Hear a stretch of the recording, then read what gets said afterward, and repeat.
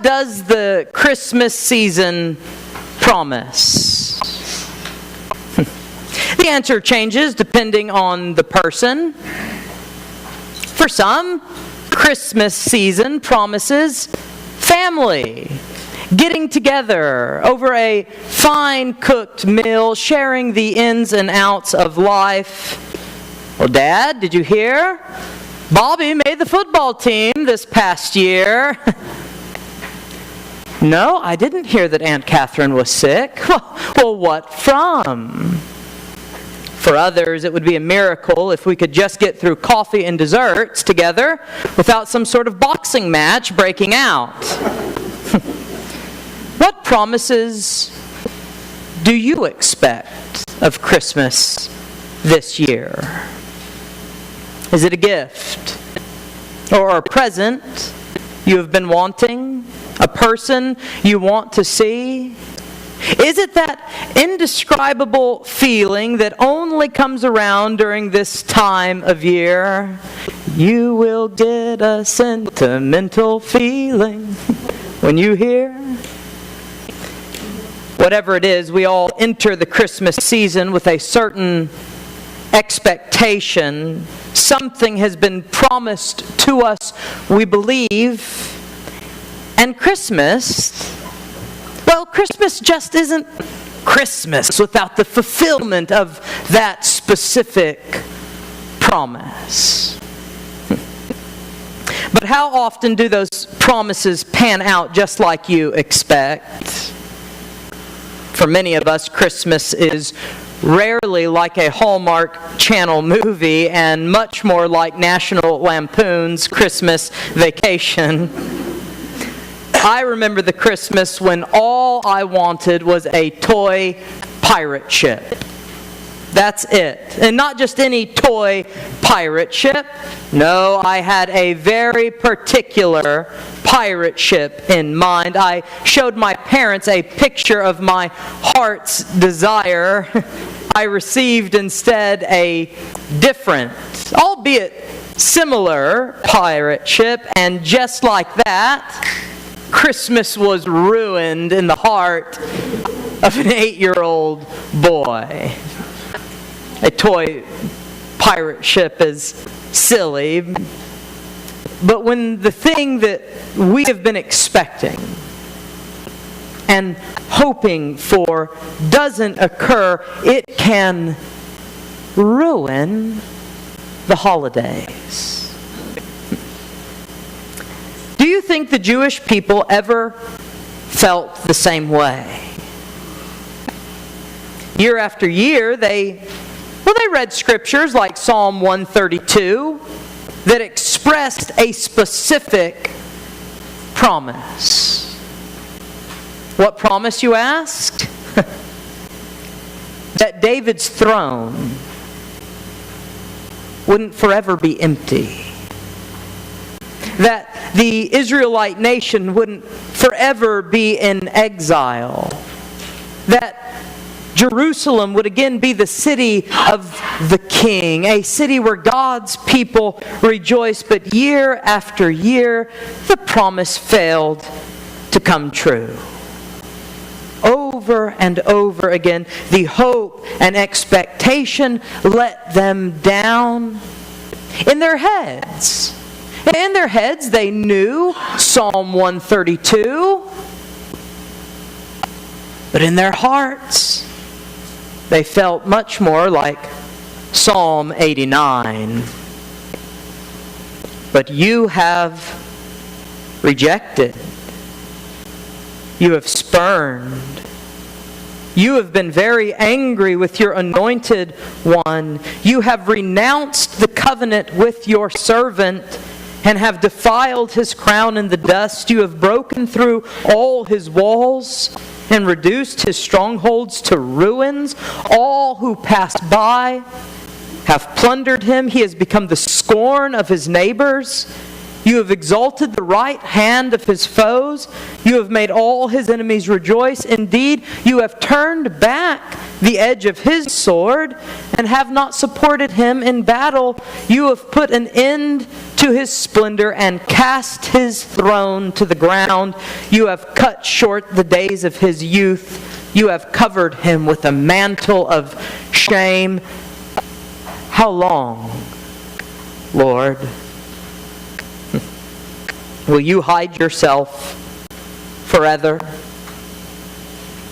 How long will your wrath burn like fire? Yes, the Israelites, they knew.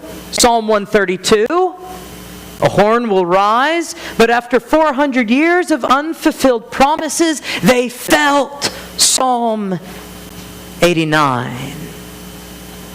How long, O Lord?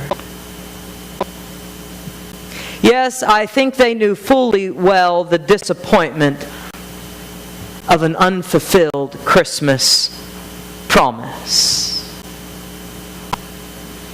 You know, I never got that pirate ship either. I'm 31 years old and I'm still waiting for it.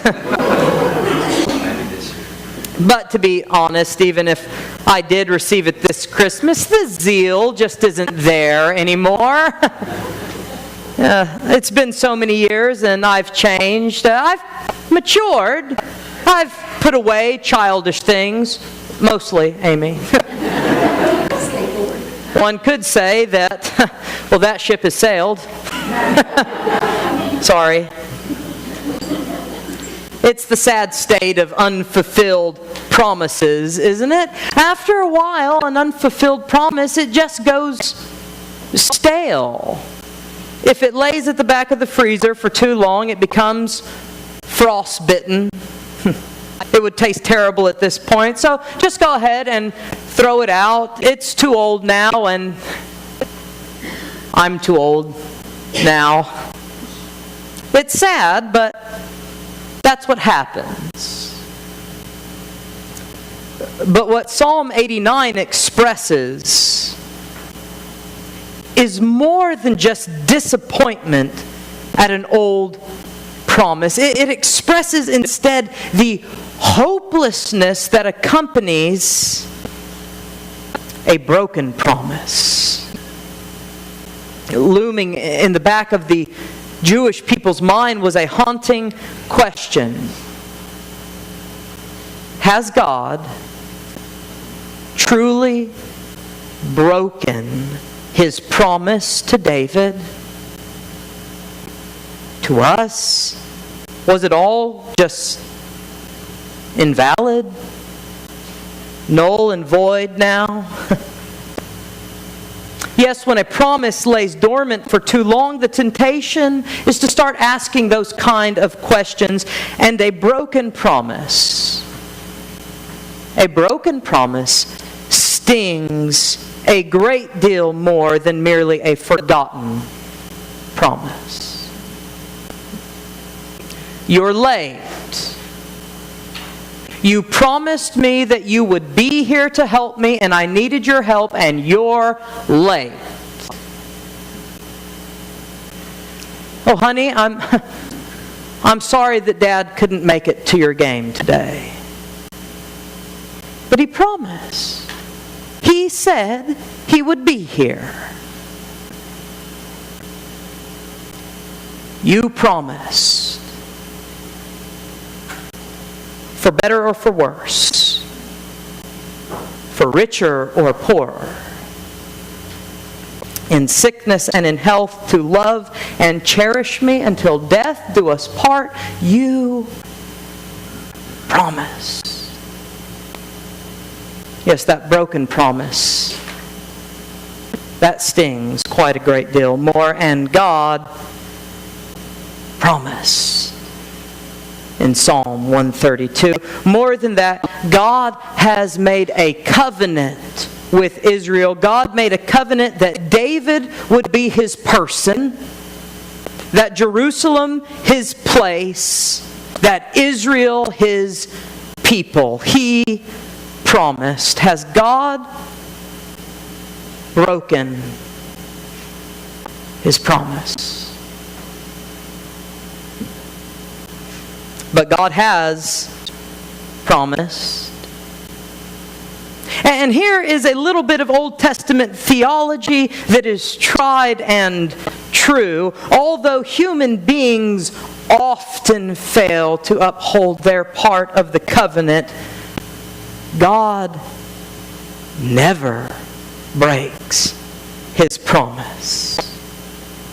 It's consistent throughout the entire Hebrew Bible. Never does God break His promise, even though He is fully justified to do so. Even though according to the law, when one party broke the covenant, the other party was fully right to revoke the whole thing.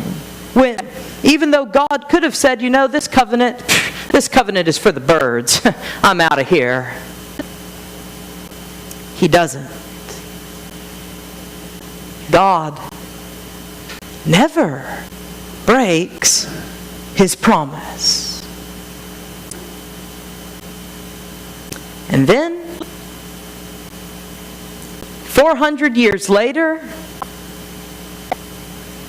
a small cry is made in the city of David, a city called Bethlehem. It was so small a noise that no one even took notice. Well, except a few dirty shepherds and some odd wandering philosophers from the east. To the rest of the world, it was nothing. Just the sound downstairs. Did you hear that noise, dear? I think there's someone in the kitchen. It's nothing, dear. It's just the wind. Go back to sleep. On that very first Christmas, when Jesus was born, He was the fulfillment of that very specific promise God had made to Israel. He fulfills the promise of a person. He is of David's lineage. He fulfills the promise of a place. It is in Jerusalem that Jesus will be lifted up, and it is from there that His message will spread. He fulfills the promise of a people. Israel is the focus of His ministry, and it is to Israel that Jesus comes first and foremost. Jesus is the fulfillment of God's Christmas promise to Israel. But not just to Israel, but to you. What God promises Israel, He also promises you. In the words of Peter, the promise is for you and your children, and all those who are far off, for all whom the Lord our God will call. What does the Christmas season promise? It promises Jesus. It promises Jesus' birth in your life. And wherever Jesus is born, new life and transformation begin. The promise to you this Advent and Christmas season is that Jesus is coming for you. And when He arrives, it will be the best present that you could have ever have hoped for. Can you hear it? I think I hear a horn rising in the city of David. Will you pray with me?